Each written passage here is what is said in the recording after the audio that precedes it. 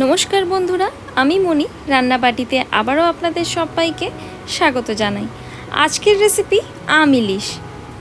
আম ইলিশ বা ইলিশ মাছের টক আপনারা নিশ্চয়ই অনেকেই খেয়ে থাকবেন। তবে একটা কথা বলতে পারি, আপনারা যারা ইলিশ মাছ পছন্দ করেন তারা এই রান্নাটা যদি শেষ পর্যন্ত দেখেন তাহলে একবার বাড়িতে না ট্রাই করে হয়তো থাকতে পারবেন না। তাই আমার রিকোয়েস্ট, রান্নাটা শেষ অবধি দেখবেন। সাধারণ আম ইলিশের থেকে একটু ডিফারেন্টভাবে আজকে কিন্তু আমি এই রান্নাটা তৈরি করে নিয়েছি। স্বাদ কিন্তু অসাধারণ হয়। চলুন তাহলে আর দেরি না করে রান্নাটা শুরু করে নিই। এই রান্নায় সবার প্রথমে আমি একটা ইলিশ মাছের মুড়ো নিয়ে নিয়েছি, আর মুড়োটা আমি দোকান থেকে এইভাবে আধখানা করে কাটিয়ে এনেছি। এবার মাছটা আমাদের কিন্তু ম্যারিনেট করে নিতে হবে। খুবই সাধারণ একটা ম্যারিনেশন, পরিমাণ মতো নুন আর হলুদের গুঁড়ো দিয়ে নিতে হবে। তবে আগেই বলে দিই, আমি এই রান্নাটা মাছের মুড়ো দিয়ে শুধুমাত্র করছি। আপনারা চাইলে কিন্তু মাছের যে কোনো অংশ দিয়ে এই রান্নাটা তৈরি করে নিতে পারেন। নুন আর হলুদের গুঁড়ো দিয়ে নেবার পর দিয়ে নিচ্ছি খুবই অল্প পরিমাণে সর্ষের তেল। এই তেল দেবার ফলে কিন্তু এই ম্যারিনেশনের মশলাটা মাছের গায়ে খুবই ভালো মতো কোট হয়ে যাবে। এবার হাত দিয়ে খুব ভালো করে এই নুন আর হলুদটা কিন্তু আমাদের মুড়োগুলোতে মাখিয়ে নিতে হবে। এবার এটাকে আমরা রেখে দেব প্রায় 10 থেকে 12 মিনিটের জন্য। এবার কড়াতে দিয়ে নেব সর্ষের তেল। যেহেতু ইলিশ মাছ সর্ষের তেলে করলেই কিন্তু স্বাদটা ভালো হয়। প্রায় 4 টেবিল স্পুন পরিমাণে আমি এখানে সর্ষের তেল দিয়ে নিলাম। এবার সাধারণত যেটা দেখা যায় যে এই ইলিশ মাছের রান্নায় কিন্তু ফোড়নেতে কালো জিরে দেওয়া হয়, তবে আমি এখানে দিলাম 1 চা চামচ পরিমাণে মেথি, আর এখানে কিন্তু আমি গোটা মেথি ব্যবহার করেছি। এবার ওভেনের হিটটাকে একদম লো টু মিডিয়ামে করে নিয়ে মেথিটা আমাদের প্রায় 1 থেকে 2 মিনিট সময় ধরে নাড়াচাড়া করে নিতে হবে। এভাবে একটু মেথি দিয়ে নিলে কি হয়, তেলের মধ্যে কিন্তু একটা দারুণ সুন্দর ফ্লেভার চলে আসে, আর রান্নার স্বাদ কিন্তু অসাধারণ হয়। এবার মেথিটা দিয়ে নাড়াচাড়া করে নিয়ে যখন দেখবেন মেথির গায়ে একটা কালার চলে এসছে, তখন কিন্তু আমাদের মেথিটা এই তেল থেকে তুলে নিতে হবে। এতে করে কি হবে, মেথির ফ্লেভারটাও থেকে যাচ্ছে, অথচ তেতো হওয়ার কিন্তু কোনো চান্স থাকছে না। এই স্টেজে আমি কিন্তু ওভেনের হিট একদম লোতে করে নিলাম, আর এবার মেথিটা ভালো করে তুলে সাইডে রেখে নিলাম। এবার সেই একই তেলের মধ্যে দিয়ে নিতে হবে অল্প একটু পরিমাণে নুন, আর নুনটা দিয়ে নিয়ে ভালো করে একটু নাড়াচাড়া করে নিলাম। এভাবে নুন দিয়ে যদি মাছ ভাজা হয় সেক্ষেত্রে কিন্তু মাছ জড়িয়ে যাওয়ার কোনো সম্ভাবনা থাকে না। এবার সেই একই মেথি ভাজা তেলের মধ্যে দিয়ে দিলাম ইলিশ মাছের মুড়োগুলো। এবার ওভেনের হিটটাকে মিডিয়ামে করে নিয়ে ভালো করে আমাদের কিন্তু মুড়োগুলোকে ভেজে নিতে হবে। এপিঠ ওপিঠ উল্টে পাল্টে আমাদের কিন্তু মুড়োগুলোকে ভেজে নিতে হবে। নিশ্চয়ই দেখতে পাচ্ছেন আমি চাপা দিয়ে মাছগুলো প্রথমে ভেজে নিচ্ছি, তারপর আবারও চাপা খুলে নিয়ে মাছটা উল্টে নিয়ে আবারও অপর দিকটাও ভালো করে ভেজে নিচ্ছি। এভাবেই মাছটা কিন্তু আমাদের খুবই ভালো করে ভেজে নিতে হবে। তবে যেহেতু ইলিশ মাছ, এটা কিন্তু ভাজতে খুবই কম সময় লাগে। খুবই অল্প সময়ে দেখবেন মাছ কিন্তু খুবই তাড়াতাড়ি ভাজা যায়, আর মাছের গায়েও একটা ভালো কালার চলে আসে। আর ইলিশ মাছ যেহেতু খুবই সফট হয়, আমাদের কিন্তু এটাকে একটু সাবধানে হ্যান্ডেল করতে হয়। আমি প্রায় এখানে 7 থেকে 8 মিনিট সময় ধরে উল্টে পাল্টে মাছটা ভালো করে ভেজে নিয়েছি। আর যখন দেখবেন মাছের গায়ে এভাবে সুন্দর একটা কালার চলে এসছে, তখন মাছটা ভালো করে তেল ঝরিয়ে আমাদের কিন্তু এই কড়ার থেকে তুলে সাইডে রেখে নিতে হবে।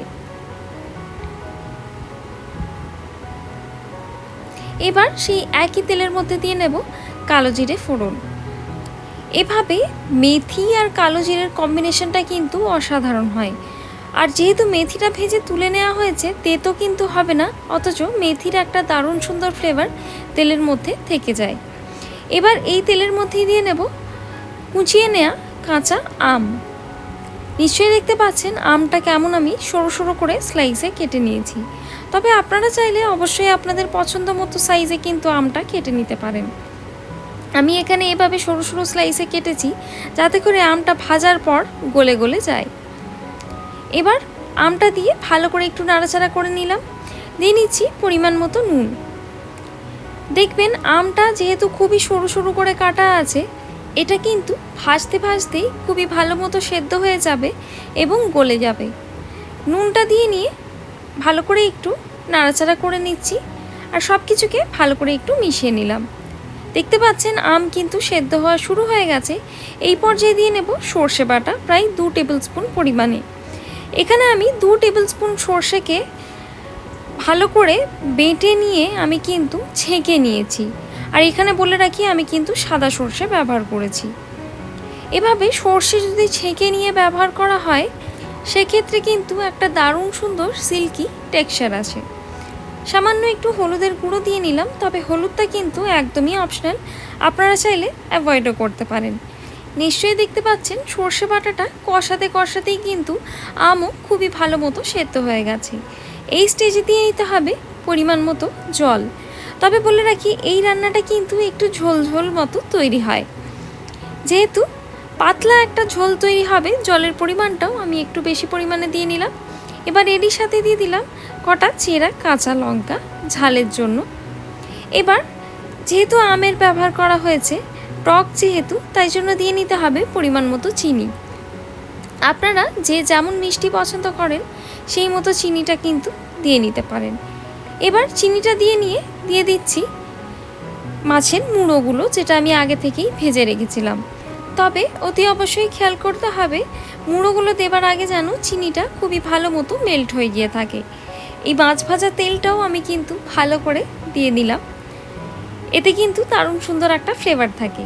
মাছগুলো একটু ঝোলের মধ্যে উল্টে নিচ্ছি যাতে মাছ দুই দিক থেকেই ভালো মতো সেদ্ধ হয়ে যায়। আর এইভাবে গ্রেভিটা একটু মাছের গায়ে দিয়ে নিচ্ছি। এভাবে মাছের টক যদি তৈরি করা হয় দারুণ সুন্দর একটা ফ্লেভার আসে, আর এক থালা ভাতের সাথে খেতে কিন্তু আর অন্য কিচ্ছু লাগবে না। এই রান্নাটা কিন্তু একটু ঝোল মতো তৈরি হয় যাতে ভাতে মেখে খাওয়া যায়। চাপা দিয়ে মাছের মুড়োটাও আবারও ভালো করে একটু সেদ্ধ করে নিচ্ছি। যদিও ইলিশ মাছের মুড়ো খুবই ভালো মতো ভাজা, এটা কিন্তু ভেতর থেকে সফট হয়ে আছে, তবে মাছের একটা ভালো ফ্লেভার যাতে টকের মধ্যে চলে আসে তাই জন্য লো হিটে একটু ফুটিয়ে নিলাম মাছটা। এবার ওপর থেকে দিয়ে দিলাম আরও কটা চেরা কাঁচা লঙ্কা। আর কাঁচা আমের একটা দারুণ সুন্দর যাতে ফ্লেভার ইনট্যাক্ট থাকে তাই জন্য ওপর থেকে দিয়ে দিচ্ছি কটা কাঁচা আম।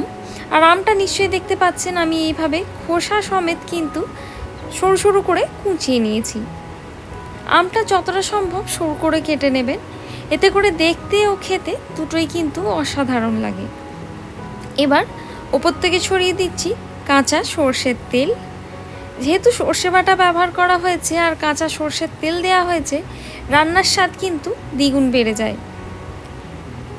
ব্যাস, তাহলেই কিন্তু আমাদের এই আম ইলিশ সার্ভ করবার জন্য একদম রেডি। সাধারণত আম দিয়ে যে ইলিশ মাছের রান্না করা হয় সেক্ষেত্রে কিন্তু সর্ষে বাটা বা কাঁচা সর্ষের তেলের ব্যবহার করা হয় না, আর এভাবে মেথি ফোড়নও কিন্তু দেওয়া হয় না। তবে এভাবে রান্নাটা একবার বাড়িতে ট্রাই করে দেখবেন, আশা করছি আপনাদের সবার খুব ভালো লাগবে। রেসিপিটা ভালো লেগে থাকলে লাইক শেয়ার সাবস্ক্রাইব করবেন আর পাশে থাকা বেল আইকনটা প্রেস করতে ভুলবেন না। দেখা হবে আবারও একটা নতুন রেসিপি নিয়ে, ততক্ষণের জন্য ধন্যবাদ। Happy cooking.